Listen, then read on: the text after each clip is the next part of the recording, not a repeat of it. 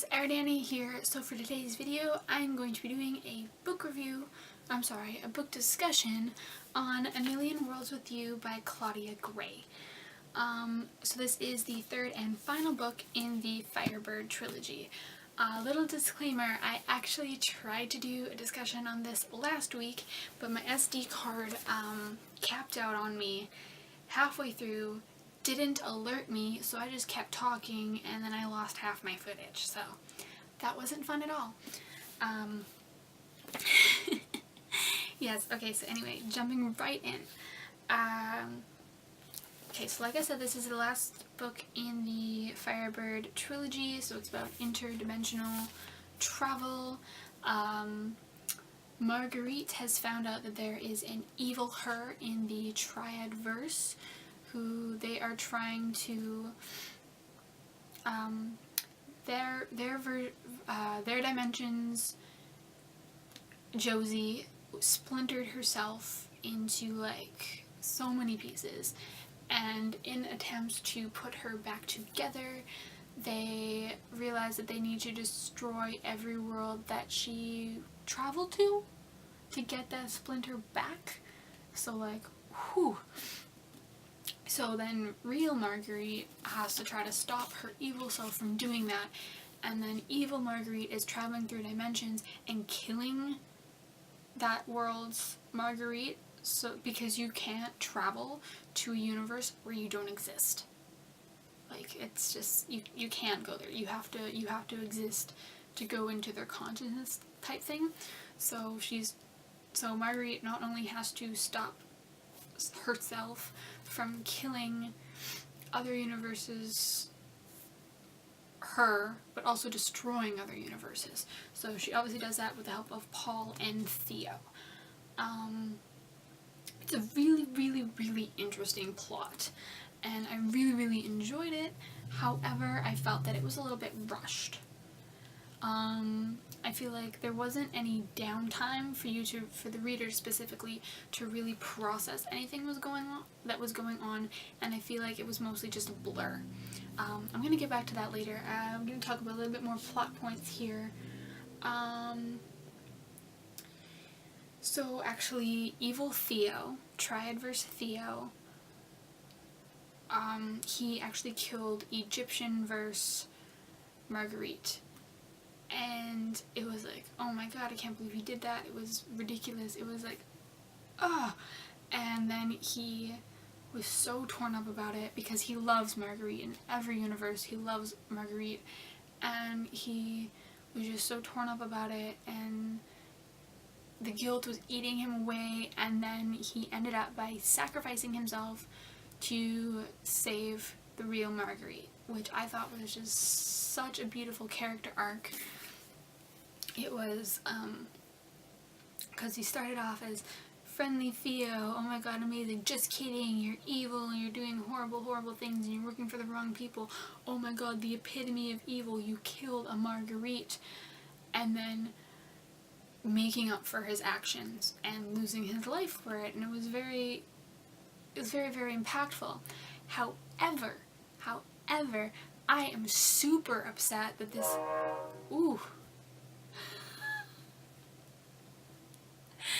sorry, I live right by a train track and there's a train, so if you hear any more whistles, that's what it is, and that actually scared the crap out of me. Okay, anyways, that was so intense into that rant that train just got me. So anyways, I was so upset that this was the arc for not even the real Theo. I feel like the real Theo just was written horribly, because, well, the whole first book you're getting to know Theo, and then you realize that it's not actually Theo, so that's kind of like a hit, and then you realize that the evil Theo was like using the drugs to keep him able to travel in dimensions and doing all this stuff, and how damaging it was to actual Theo. So there was that whole storyline of what are the lasting effects of the drug going to be, what is the lasting effects on his situation going to be that he let someone else do all these horrible, horrible things to his family. And so you're like, oh my god, and then it's not even touched on. It was not even touched on, and Theo was just kind of there. He was literally the third wheel of the novel. He was the third wheel of the novel because it was all about Marguerite and Paul, and I was like, what about Theo? He had such an interesting concept. He had so much that he could have given, and I feel like as an author, Claudia Gray just kind of dropped the ball on an amazing character that could have been, kind of thing. And then moving on to Marguerite and Paul. Their whole relationship is kind of cringy to me. Okay, not kinda, definitely cringy to me. In the last book, Paul was splintered, and Marguerite spent the whole novel trying to find all the pieces of him and putting him back together. And upon doing that, yes, he's gonna be different because he was splintered. Like, I know that. As a reader, you know that, and you're ready for that. You're ready for not the same character. But this was kind of just too much, and it was weird how she did it.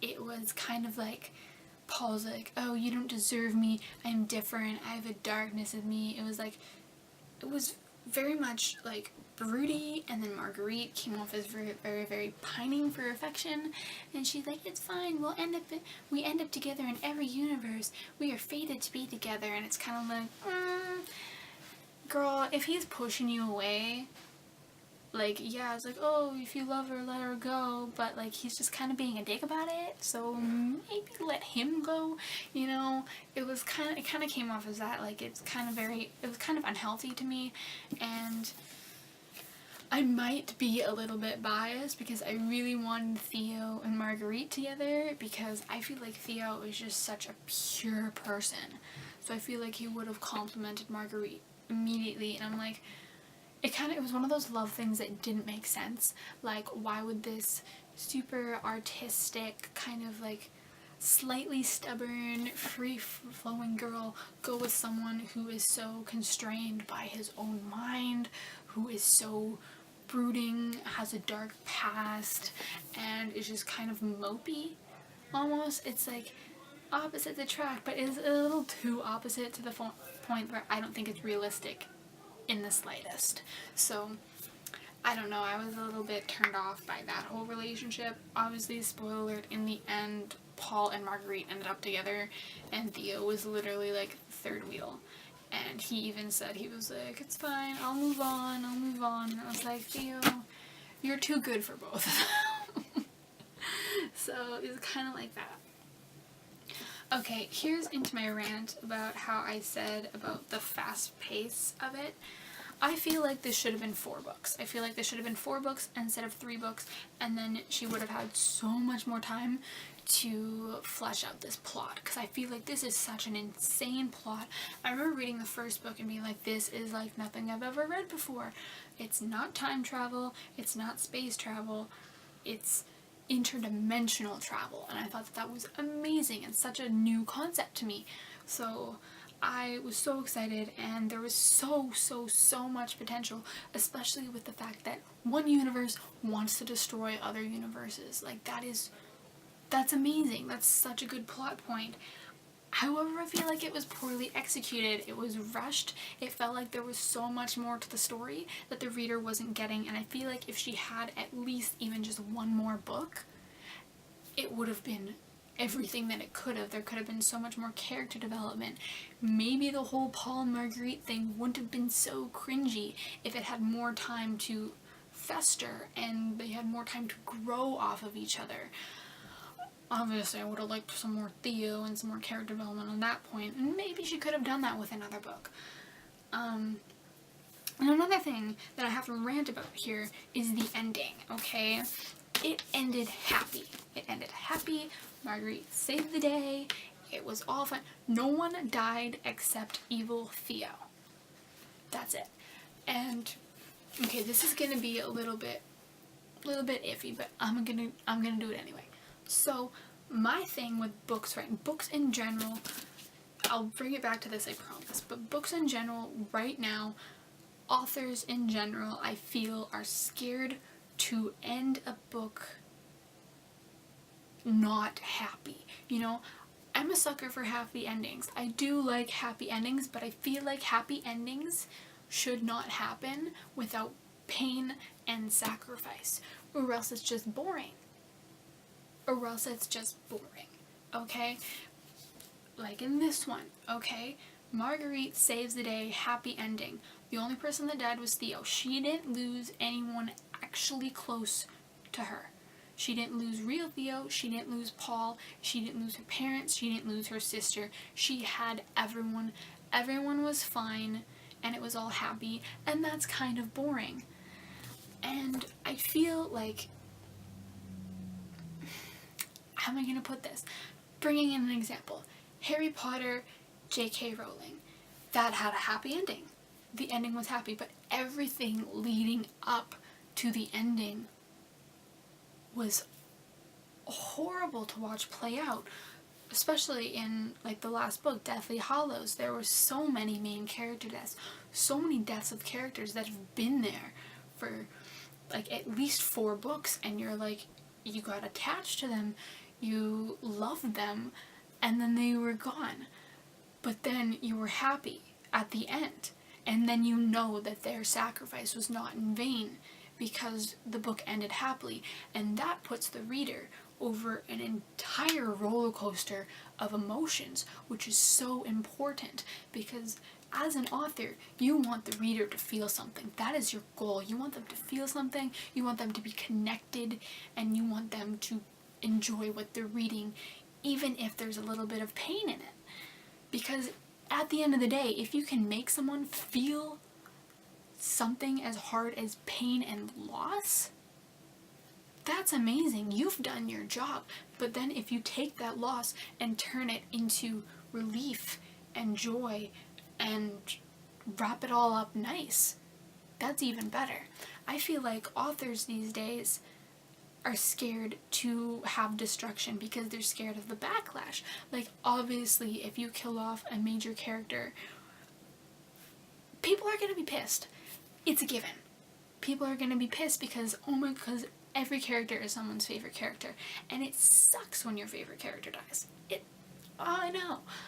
But they will forgive you if you do it in a nice way.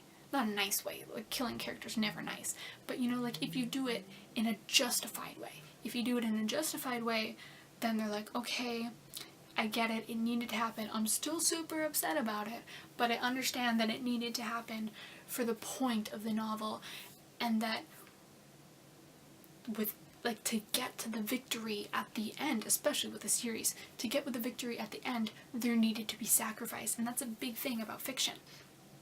And that's a big thing about real life. It makes it more real. But books these days are all ending too happy. And there's been a lot of books that I've read recently that, especially like the last book in a series or like stuff like that, and it's no one dies. And I don't want people to die, but people have to because that's real life. Because in order to get to a goal, you're gonna lose people along the way. It's just realistic and it's just good storytelling. And it's gotten to the point in books where happy endings are not realistic anymore. Well, like, happy endings are realistic and everything needs to be wrapped up, and I prefer happy endings instead of everyone dies because that's a cop-out. But there needs to be like an undershadow of pain in my happy ending for me to be attached to it. And so I feel like I've been reading a lot of books now that I've just been disappointed in the ending. Specifically, this was one of them. It ended too happy for me. I needed a little bit of loss and a little bit of things to make me really appreciate the happy ending. So that's my rant. I went a little bit off topic, but that's how I'm feeling right now. And I really hope that some of you out there can agree with me. Yeah. Okay, so I'm just gonna end this here because I got a little too deep. Okay, so please comment what you thought on this video. If you agree with my opinion, I want to hear about it. Get this discussion going on the topics. I want to hear what everyone else has to say. Maybe I'm alone in this. Maybe I'm kind of sadistic if I want darker, happy endings, if that makes sense. but I want to hear what you have to say. Overall, I did enjoy this book. I should say that. I did really, really enjoy this book. It was a good end to a series. Not exactly what I was hoping for, but it was still a really fun read, and I'm glad I read it. So please comment what you thought in this video, and please subscribe to my channel. I put out new videos every Tuesday, and I am Ardania, and thank you so much for watching. Bye!